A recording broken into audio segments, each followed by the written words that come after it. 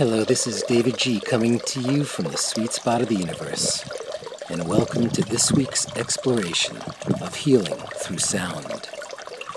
The healing power of sound is inescapable. Hearing is a passive activity. As sound waves move through the air, our ears capture them and pass the vibration to our eardrum, and then to the tiniest bones in our body deep within the ear canal. Then those vibrations transmit electrical and chemical messages to our brain, which then translates those messages. Listening is so passive that sometimes we aren't even aware that we are hearing. Listening, on the other hand, takes our attention deeper. Listening is intentional.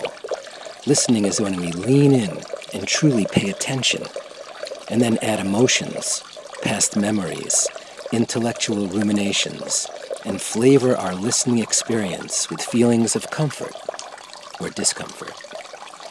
We apply meaning or no meaning, and we can listen to the universe in an innocent, unintentional way. When we do this, we quiet the fluctuations of our mind, calming us, soothing us, relaxing our mind, and in turn, our body. This week, listen to the universe within and outside of you. Take a minute here or there throughout the day to simply witness the sounds around you, whether it be horns honking, words flowing to you, the vibrations of your own voice, or the sounds of nature.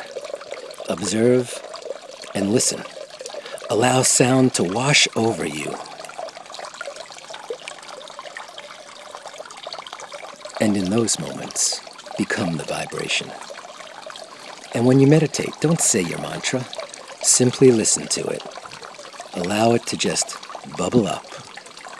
Remember, between thoughts, other sounds, and your physical sensations, your mantra can always be the loudest vibration in your awareness. And it is in those moments that we become one with the sound of silence. Join me on Hay House Radio every day. And in the meantime, I'll see you in the gap.